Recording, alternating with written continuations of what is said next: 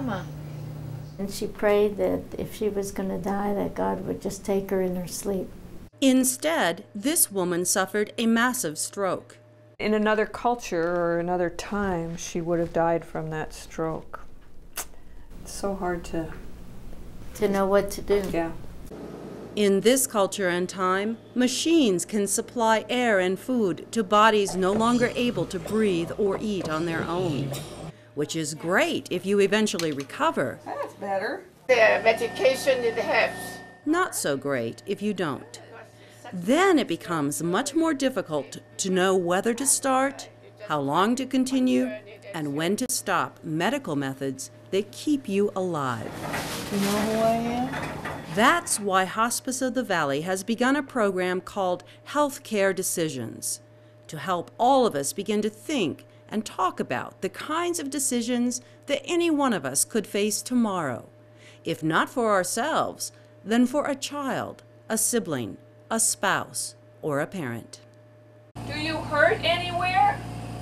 What would you want if you were in her place? I would want probably a better quality of life if I could have it. If not, I would hope that I would have been gone by now.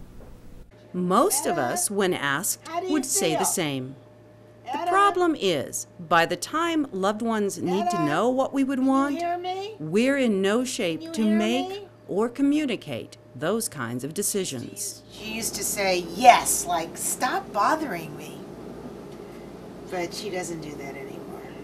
You know how the children feel. You know, if a mother can live an extra day, we're going to help her to live the extra day. Who would come out and say, let's not do the IV? I think my mom would probably go with the side that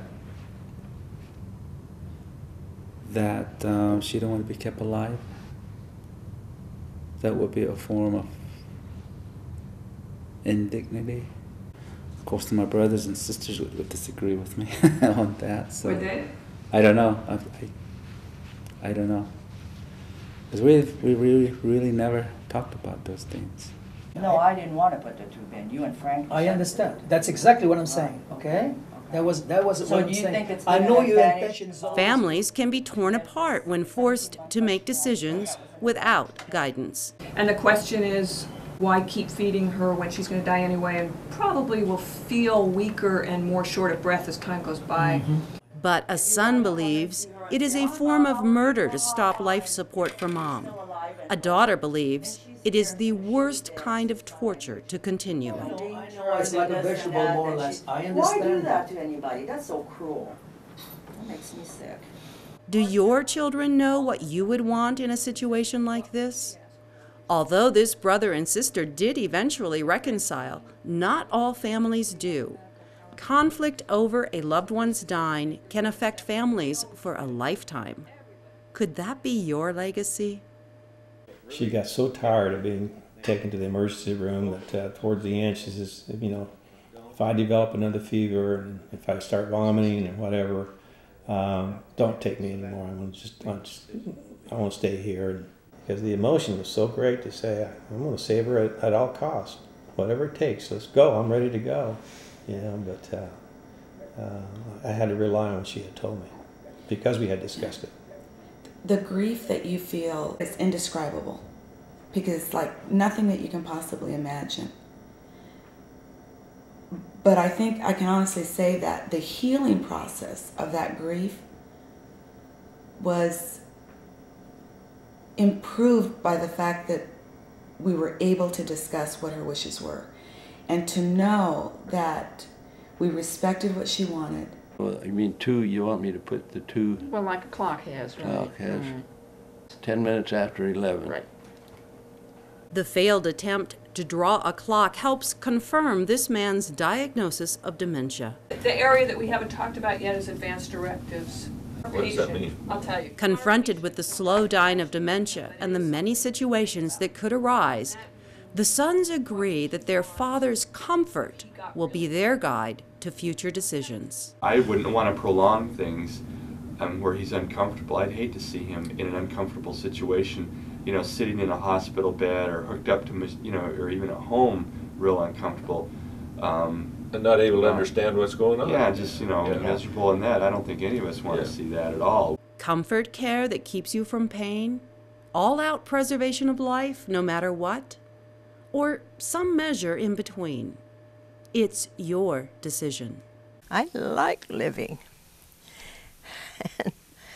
and if it's something that we could overcome, it would be fine to be resuscitated, but I don't want it if it's going to just mean some more days of nothingness.